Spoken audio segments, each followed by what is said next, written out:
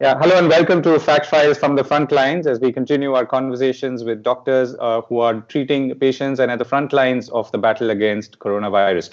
I'm joined now by Jeenam Shah, consultant chest physician and interventional pulmonologist at the Saifi, Wockhardt and Bhatia hospitals in Mumbai.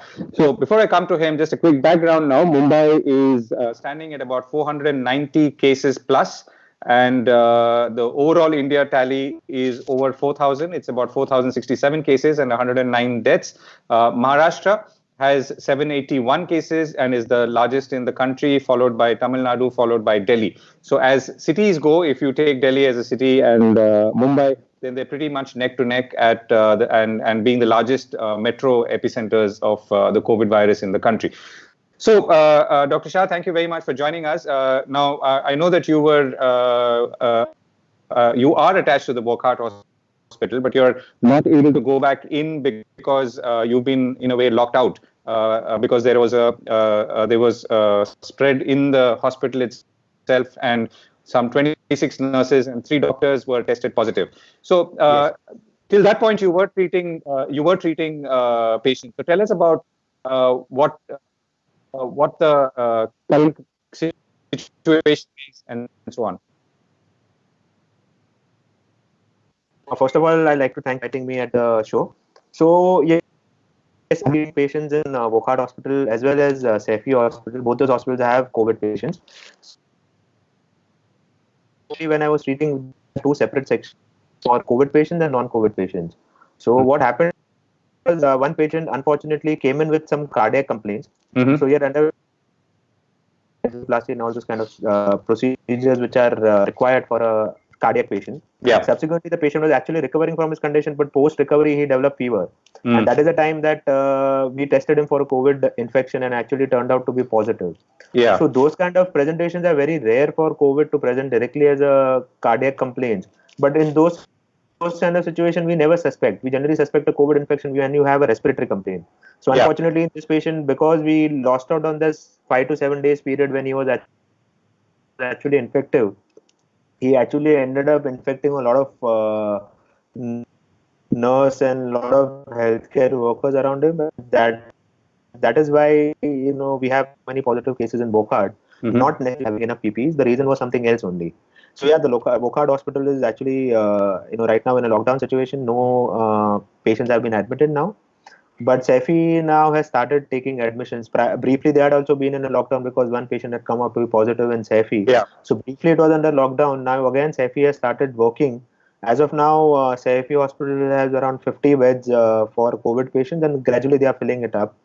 So that is the situation from the baseline as of now. Right. So amongst the patients, and any rough number that you can give me of patients that you've seen at least till this point? So till this point, confirmed positive, I've seen around 14 to 15. Okay. And rest of the patients were suspected. So if you count totally, in Saifi around 10 to 25 approximately, I've seen already in COVID. Right. So amongst these patients that you've seen now, what are the common trends in terms of what you've observed? And what are the symptoms? And also, I'm sure they're demographically they are diverse. So are the symptoms equally prevalent amongst all of them? Does it look different? So yeah, so basically there's a difference between a community and there's a difference between a healthcare setting. So out of the 25 patients, if I see, I have a lot of patients in the healthcare setting itself because the nurses were exposed, the doctors were exposed. So we ended up testing them because they didn't have symptoms also, because it's something known as a contact tracing. So if a person comes out to be positive, anyone who's nearby that person, or suppose the sisters are handling those patients, we have to test them by default even though they don't have symptoms. So those turned out to be positive, but they were asymptomatic. But that may not be true in the general public. So if I say for 25 people I have managed, out of them around 10 people were the healthcare workers itself. So they were hardly symptomatic, or I would say asymptomatic completely. Okay. If I talk about the community again, the rough numbers are that around 80% of the people are almost not symptomatic or mildly symptomatic. So in my condition, out of the 25, almost 20 to 22 were asymptomatic. Only 3 patients we had who were symptomatic. Out of them, we had 2 deaths, and one patient is actually recovering, even though she had been critical in between. But she has been recovering well, and I think in a couple of days we should be in a condition to discharge them. Right. So those who passed away, what was the reason? I mean, I know it's coronavirus, but what precipitated their condition or? So basically, two people who expired. Mhm. One person was that cardiac patient that was an index case. He Mhm. had complications related to cardiac problems as well as respiratory problems. Mm. Elderly gentleman with lot of comorbidity. So that is a typical picture that we have been seeing it in all the media channels. Mhm. The second patient also had a respiratory complaint. Elderly gentleman more than 70 years old. So both these patients have been having those typical features of comorbidities, elderly age, and one Mhm. person, one female who is again in her 70s, she's having a lung condition known as interstitial lung disease. Mhm. But she developed a lot of hypoxia in between. She had a lot of high grade fever, but gradually she is coming out. Now she's completely asymptomatic, not having any fever. So I Mhm. think she's on a way home in a couple of days. And was So she the on rest a of the patient, on a ventilator as well? no, she was not on ventilator. She recovered just on oxygen supplementation. The Okay. other two patients were ventilated. Yes. Right. So, I mean, I know one case is not enough to draw too many conclusions, but if there are any conclusions, what are they? So conclusion regarding the outcome of the patients. The one who recovered. So not it is not just one who has recovered. We have actually discharged a lot of patients, but Mm. those patients were predominantly mildly symptomatic or asymptomatic. So we have already had around 15 discharges by now. Mm-hmm. 15 patients who had an infection, had mild fever or no fever or some cough and some malaise. They have Mm. actually recovered and completely recovered and gone home. Right. So No, so what I conclusion meant is is a patient where, let's say, things progressed to a more serious level and then you were able to cure. Yes, so this is only one case as of now we have that has progressed to a severe level. So I mean it's very difficult to conclude what is the reason that she recovered and what is the reason the other people Mm. didn't recover. But I think it all depends on the person's host factors. We Mm-hmm. cannot really predict. But yes, whoever patients have recovered, I'm talking about the healthcare workers. They were completely fit. They were all in their 20s or they are in their 30s Mm-hmm. who have had very mild symptoms. They didn't have any comorbidities like diabetes or any cardiac or lung issues. They have Mm-hmm. hardly had any symptoms and they have recovered wonderfully well. So yeah, it is going with the global trend that if you are young, if you are having very minimal comorbidities or no comorbidities, you are less likely to be having any serious infection. So going to the trend in India Mm. or in Maharashtra also, there are a lot of patients who have been infected are from the younger population. Mm. Probably because we have had a lockdown very at the primitive stages. So Mm. probably the reason why most of the elderly people have been homebound, and Yeah. only people who are young have been going out for getting their essentials or any other food items or any other essential stuff.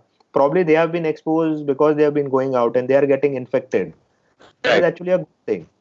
And what's the treatment path that you've been following and that's also working in your mind? So treatment part is, I mean, every treatment right now and throughout the world is still investigational. We are not Yeah. sure, but Mm. what we are doing is, if we feel that the drug is safe enough to be given to a patient, we are giving it. Mm-hmm. We even though we don't have a lot of data behind it. So as of now, we have been giving hydroxychloroquine, we have been Mm-hmm. giving azithromycin, and we have been giving multivitamins just Mm-hmm. to boost up the immunity.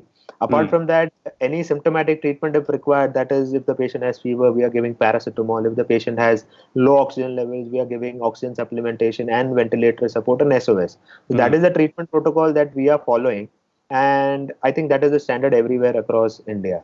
Right. So, I mean, as a specialist and pulmonologist, I mean, are you seeing any conditions that are unique to maybe living in cities like Mumbai or maybe even Delhi, of course, which has even higher pollution, but which in some ways has a role or can play a role in the way the disease progresses? So I would probably say there are two factors associated with it. All the urban areas which have had sudden spurge in cases is probably more or less related to the international travel. So most Yeah. of my patients who came in initially, they Mm. all come from either European countries or UK or USA. So initially, all the three patients I received were had a travel history. Mm-hmm. So probably we live in an urban area, so the people are more forward and they have more business ties up. So that Mm. is why they have been traveling more. And initially we got those kind of cases, Mm-hmm. but that was the initial number. But now it has got accentuated probably because of the living condition in urban areas. We have houses which are very much jam packed, and we have a lot of per kilometer density of people. So probably that is the thing that is accentuating. And the Mm. reason why we started off is probably because of the international travel. That is what I feel Right. as of Okay. Right. But do you feel that a weak lung, if one can say so, is in itself maybe responsible for some people maybe getting worse, more affected than others?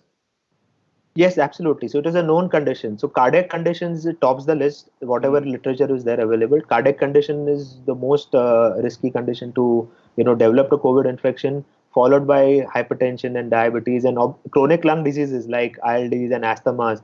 Also, people are tending to fall ill sooner than any other person. It is Right. known factor. Yes. Right. Okay. So, looking forward, Dr. Shah, what's your sense? I mean, is it from what you're seeing? Does it look like you're going to see more cases? And if so, then do you think we will be able to treat most of them? And essentially, and generally also, what are you telling people, and what are you advising people to do at this point? So I mean, if you ask me personally, I feel the urban areas which are affected are going to have a longer run. I Mm-hmm. don't think so. It is going to end on 14th of April as the Prime Minister has declared. Mm-hmm. Probably at the end of 14th April, we might have some graded lockdowns. Cities or Mm-hmm. urban areas which are probably more affected would have again lockdown which has been imposed. That is my personal feeling because we do need to continue that. We have Mm-hmm. not seen such a huge spurge of cases. Probably the reason is the lockdown. So I Mm-hmm. think that would be continued. And talking about the advice to the general public, I feel that we have gone in the right direction, but the battle is not won as of now. I Mm-hmm. think we still need to continue whatever we have been doing diligently, social distancing, staying indoors, not venturing out, and anyone having symptoms, please get yourself tested or at least consult a doctor what to do next. Okay. Right, Dr. Shah, thank you so much for joining us and sharing your thoughts, and wish you all the best in this battle against this virus. Thank you so much. Thank you. It's my pleasure being here. Thank you.